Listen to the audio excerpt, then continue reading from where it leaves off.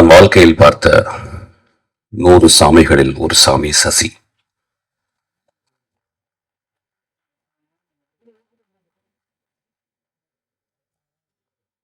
சினிமாவில் சாமிகள் கிடையாது, ரொம்ப கம்மி. ஒரு 10 பேர் தேர்வாங்களான்னு டவுட்.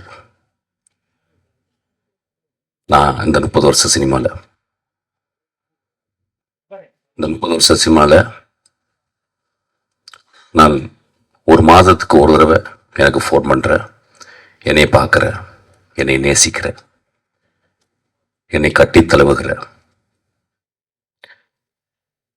நான் இல்லாத இடத்தில் என்னை பற்றி அன்பாக பேசுகிற, உயர்வாக பேசுகிற ஒரே சாமி என் சசி சாமி.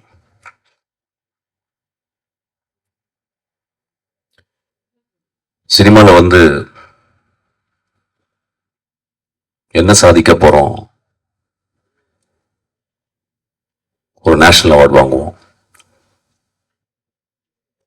ஒரு 10 ஃபிலிம்ஃபேர் அவார்டு வாங்குவோம், இல்லை ஒரு ஆஸ்கார் அவார்டு வாங்குவோம்.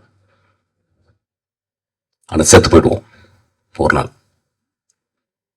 ஆனால் சசி சாகவே மாட்டான். அவன் ஒரு சாமி. எங்க அண்ணா அவன் ஆக்சுவலா திடீர்னு எனக்கு ஃபோன் பண்ணி சொல்லுவான், டேய் ஒரு அழகான சூரியன் அப்படியே ஒரு ஈவினிங் அப்படியே அஸ்தமிச்சுட்டா நான் பார்த்தேன். அப்ப இந்த அழகை யார்கிட்ட பேசுறதுன்னு தெரியல, உன்கிட்ட தான்டா பேசணும் அப்படின்னு சொல்லி என்கிட்ட பேசுவோம். ரொம்ப தேங்க்ஸ். இதுதான் எனக்கு விருது. நீங்கள் எப்பொழுதுமே என்னுடைய விருது. நான் கதிர் சார்ட்ட இருக்கும்போது அப்ப யார்ட்டையுமே நான் பழகலை, ரொம்ப கட்டுக்கோப்போட இருப்பேன். அந்த கதிர் சாரோட இருந்த எவ்வளவோ டைரக்டர்ஸ்ல நான் ரொம்ப நம்புற, நேசிக்கிற ஒரு அருமையான சாமி எங்க சசி சார். நான் கதிர் சாரை விட்டு வெளியே வந்த மாதிரி சண்டை போட்டு தான் வெளியே வந்தேன், சும்மாலாம் வர மாட்டேன். சண்டை போட்டு வெளியே வரும்போது யார்கிட்ட போய் சேரலான் போது சசி சார்ட்ட தான் ஞாபகம் வந்துச்சு. நான் நேராக போய் கதவை தட்டினேன், அவர் வீட்டு கதவை. அவர் உடனே திறந்து, என்னப்பா அப்படின்னாரு. இல்லை சார், நான் உங்கள்ட்ட அசிஸ்டண்ட்டை சேர வந்திருக்கேன். அப்புறம் ஒரு 10 நிமிஷம் 15 நிமிஷம் பேசினாரு. அதுக்கப்புறம் இல்லைப்பா என்னால் இப்போ சேர்த்துக்க முடியாது. சரி சார், திரும்பி போய் லேண்ட்மார்க்கில் போய் ஜாயின் பண்ணிட்டேன். அதுக்கப்புறம் தான் வின்சென்ட் செல்வன் என்னை கூட்டு போனார். எப்பொழுதுமே மனிதர்களை உற்று பார்த்து அவங்களுக்கு ஏதாவது பிரச்சனையா என்ன அப்படின்றது ஒரு தாயுள்ளத்தோட பார்க்கக்கூடிய ஒரு மனுஷன் சசி. நான் மனிதர்கள்ட்ட, அதாவது ஆம்பளைங்கள்ட்ட ரொம்ப அதிசயப்படுற விஷயம் என்னன்னா, அந்த ஆம்பளைங்கள்ட்ட இருக்கிற பெண்மை தன்மை.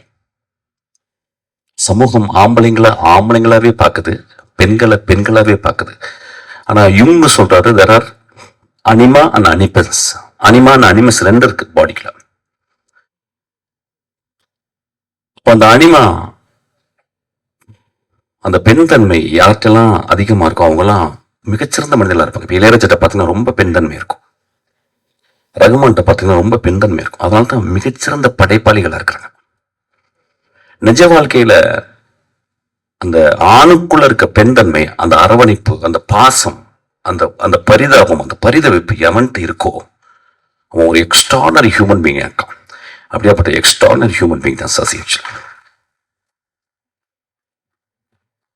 என்னை ரொம்ப சொல்லுவாங்க, ரொம்ப மொரட்டு பைய அப்படிம்பாங்க. இப்படின்னா அழுதுருவேன் ஆக்சுவலா. கிட்டத்தட்ட நான் அந்த ஒரு நிலைமையில இருந்தா நான் இப்ப பேசுறேன் ஆக்சுவலா. என் சசி இந்த கதையை எழுதி முடிச்ச பிறகு எனக்கு ஒரு ஃபோன் பண்றாரு. எங்கப்பா இருக்க அப்படின்றார். ஆஃபீஸ்ல இருக்கேண்ணா. எனக்காக ஒரு 2 மணி நேரம் ஆஃபீஸ் விட்டு வெளியே போவியான்னு கேட்டாரு. போறேண்ணா. இல்லை உன் அசிஸ்டன்ஸை வந்து கதை சொல்லணும் அப்படின்னாரு. நண்பர்களே, 2026 30 வருஷம் இருந்த ஒரு டைரக்டர் இன்னொரு டைரக்டருடைய அசிஸ்டன்ட் டைரக்டர் நம்பி கதை சொல்ல வர்றான்னா அவன் சசி தாங்க வருவான், வேற யாரும் வருவான். நான் 2 மணி நேரம் வெளியே இருந்தேன். என்னுடைய 3 அசிஸ்டண்ட்டை வந்து சசி ஒரு குழந்தை போல உட்கார்ந்து அவன் அப்போ 2 வருஷம் தான் ஒர்க் பண்ணியிருக்கேன் என்கிட்ட. 2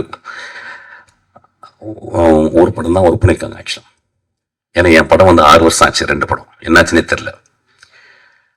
அந்த அசிஸ்டன்ட் டைரக்டரை மதிச்சு, ஏன்னா 2-3 தடவை மீட் பண்ணியிருக்கிற போல அவங்க பேசுகிறாங்க, அவங்க படிக்கிறத பார்க்குறாங்க, அவங்க என் கூட விவாதம் பண்ணுறத பார்க்குறாங்க.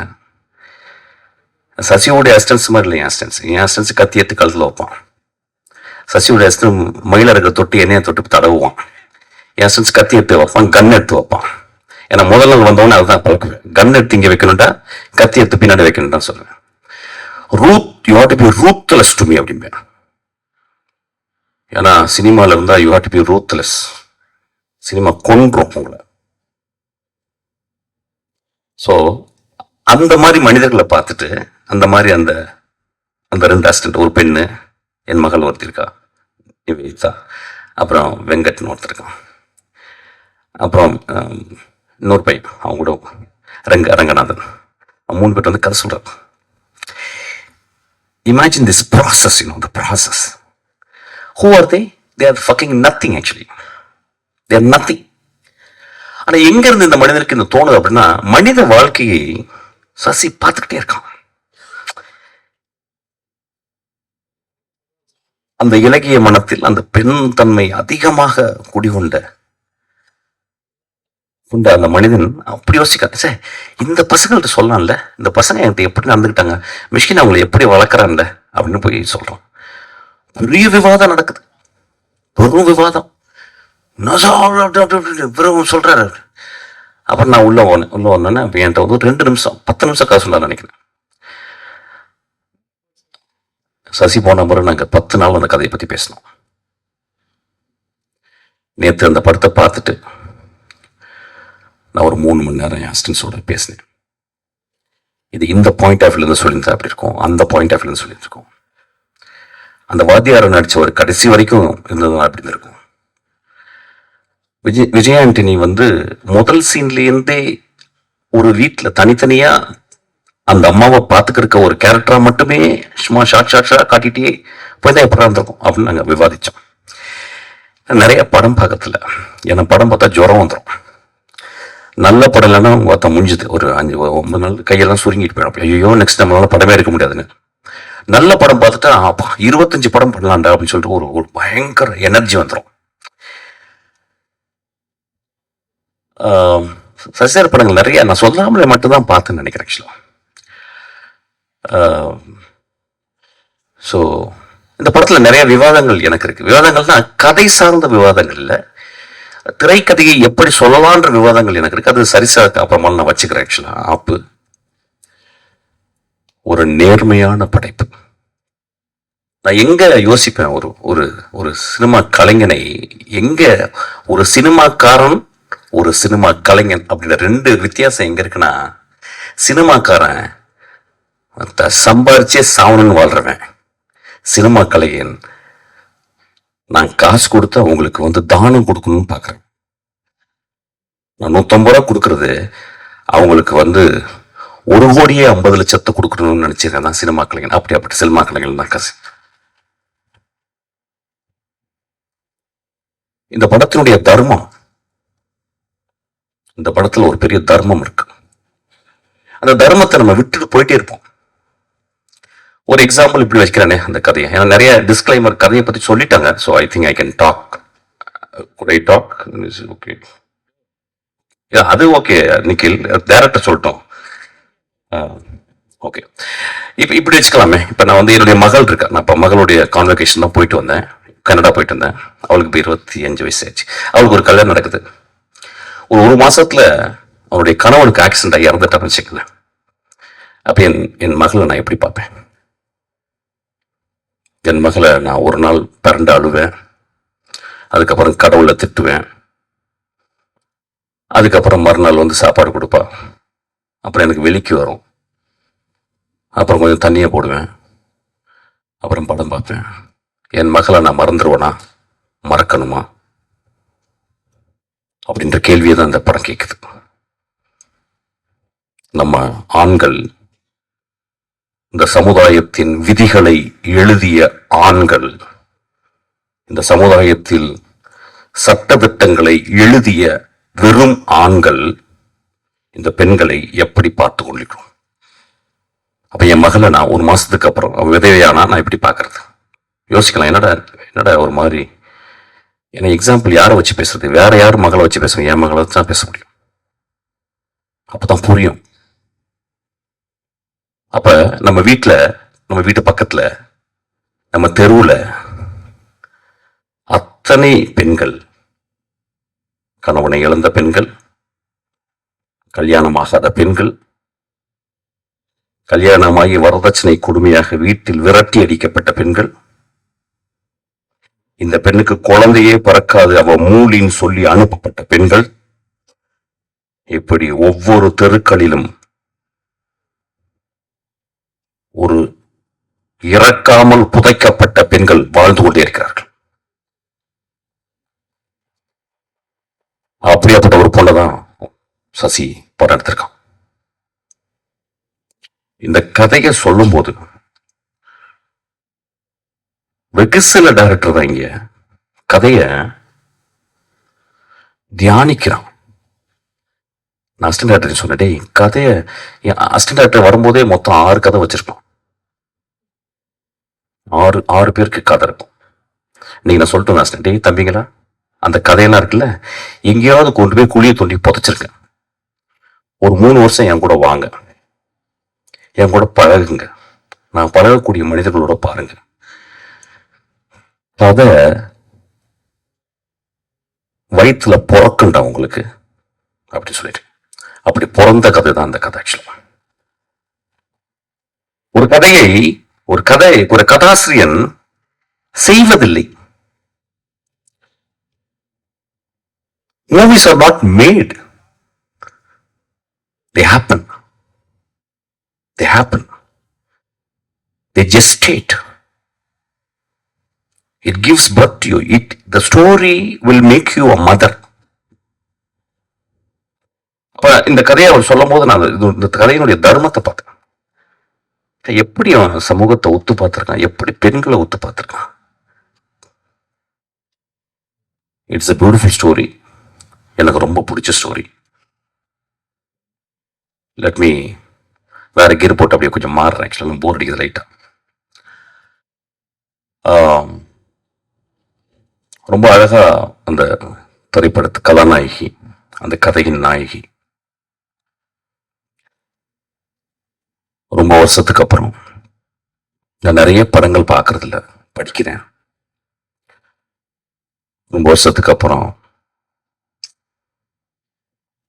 ஒரு ரிமார்க்கபிளான ஒரு ஆர்டிஸ்ட நான் பார்த்தேன் இந்த படத்துல. அவங்களை ரீசெண்டா நான் ஏதோ இதுல சந்திச்சேன், நான் அவங்களை பேசல நான் அவங்கள்ட்ட. But I saw that it's a very remarkable performance, very genuine performance, very caring performance, and she has put her soul and blood and everything on that character. அது ரொம்ப ரேர். சசியினுடைய படங்கள்ல அந்த பூ படம் அந்த மாதிரிலாம் அவர் ரொம்ப ரிமார்க்கபிளா அவர் எழுதுவார். அவருக்கு என்னமோ சசி பெண்களை ரொம்ப புரிஞ்சிருக்கு. எங்க அண்ணியை நான் பார்த்துருக்கேன், சசி அவங்க மனைவி. ரொம்ப எல்லாருக்குமே பெண்களை புரியாது. ஒரு கோடி ஆண்கள் இருந்தா ஒரு 1.5 பேருக்கு தான் பெண்கள் புரியும். 2 பேர் கூட புரியாது. அந்த அந்த கதாபாத்திரத்தை அப்படியே செதுக்கி வளைச்சிருக்காரு. அவங்க ரொம்ப அழகா, ரொம்ப நன்றிமா. It is I can only thank you. there is just by saying you எல்லாம் போர் அடிக்கிறேன் எனக்கு. ஆக்சுவலா ஐ கேன் ஒன்லி, நான் டப்புன்னு காலில் விழுந்துடுவேன். கொஞ்சம் ஜாஸ்தியா இருக்கான், பட் பரவாயில்ல, ஜாஸ்தியா தானே ஆல்கா ஃபுல்லா இருக்கு. போகும்போது காலில் விழுந்து போறேன், கால் பண்ணி.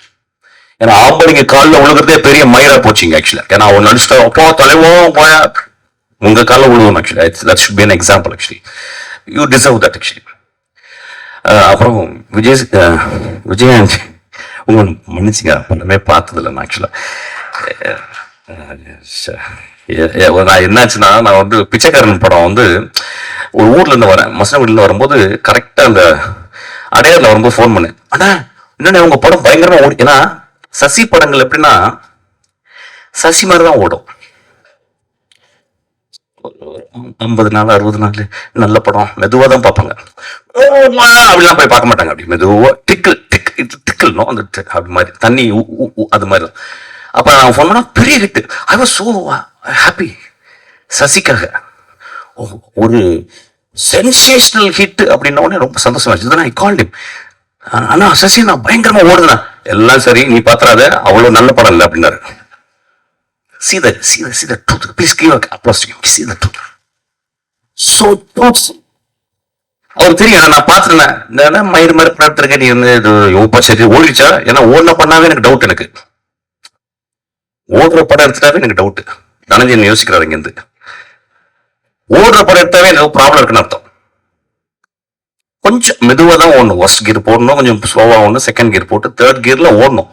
ஏன்னா because if an audience understands something, there is a flaw in that movie. Because it's not making them to think, making them to reflect. அப்போ அப்படி சொன்னார், டேய் ஓகே பண்ணாது, நீ பார்த்து எதாவது இறக்க முடியாது திட்டு போறடா அப்படின்னாரு. ஆக்சுவலா சச் குட் ஹார்ட். ஸோ அந்த படமும் பார்க்கல சார். சார்லாம் சொல்ல மாட்டேன், தம்பி தான் சொல்லுவேன். ஒரு நடிகன் ஒரு நல்ல கதாபாத்திரத்தில் வந்து அமரும் போது தன்னை புரிந்து கொள்கிறான். இந்த படத்துல நீங்க உங்களுக்கு புரிஞ்சிருப்பீங்க. எனக்கு எப்பயுமே உங்க மேல என்னடா ஒரு மியூசிக் டைரக்டர் ஏப்பா டான்ஸ் எல்லாம் ஆடணும் அப்படின்னு எனக்கு டவுட் வரும்.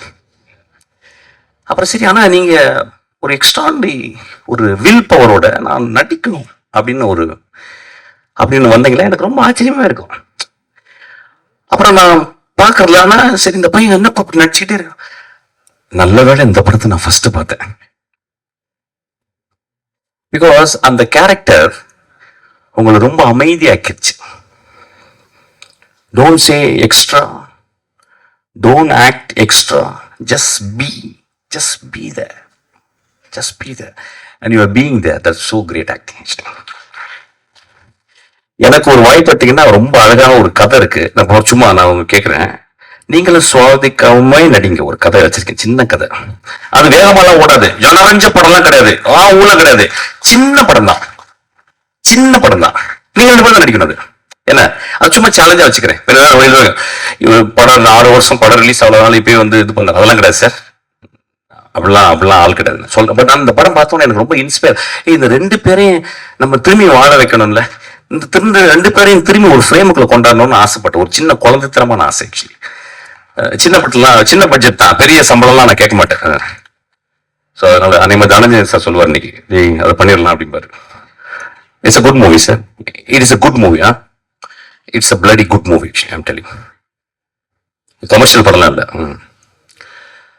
ஸோ அந்த பார்க்கும்போது sir he would say yes actually. அதுல எனக்கு ஒரு சந்தேகம், இந்த பையன் எப்படி, நான் யூஸ்வலா எப்படின்னா படம் பார்க்கறதோட போட்டோகிராஃப்ஸ் ரொம்ப ஸ்டடி பண்ணுவேன். போட்டோகிராஃப்ஸ் ஸ்டடி பண்ணும்போது அப்புறம் 2-3 தடவை பார்த்துருக்கேன். அப்போ பார்க்கும்போது இவர் எவ்வளவு எக்ஸ்பிரசிவா இருப்பாரு அப்படின்னு சொல்லி. I think this man's biggest strength is not to express actually. There are actors, they don't express. Brando will express. Mifune will express. There are very few people. Choi Min-sik வந்து he will never express. எப்பயாவது திடீர்னு ஒரு dynamic மாதிரி வெடிப்பார். எனக்கு அந்த படம் ரொம்ப பிடிக்கும். உங்க ட்ரெஸ் பர்டிகுலரா. அப்ப எனக்கு ரொம்ப பிடிச்ச ஷாட், உங்க அம்மாவை நீங்க வந்து குளிப்பாட்டும் போது அம்மா உன்னுடைய முதுகு அப்படியே வச்சிருந்தாரு. Sasi, one of the remarkable shot in Indian cinema actually. One of the remarkable shot. I won't say shot. One of the remarkable image in சொல்லுவேன். I would call it image. Beautiful image. அந்த ஒரு ஷாட்டுக்காக நீங்க 200 ரூபாய் 300 ரூபாய் கூட கொடுத்து வரலாம். ஒரு மகனுக்கு சொல்லிக் கொடுக்கும் ஒரு தாய் எத்தனை வாட்டி நம்மளை குளிப்பாட்டியிருப்பா,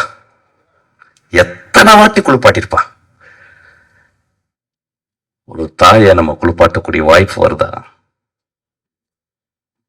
வர்மாயா நம்மளுக்கு?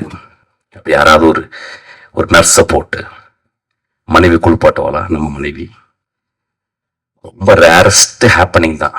ஒரு தாயை மகன் திரும்பி குளிப்பாட்டுதல் குளிப்பாட்ட வச்சிருக்கேன் ஆக்சுவலாக.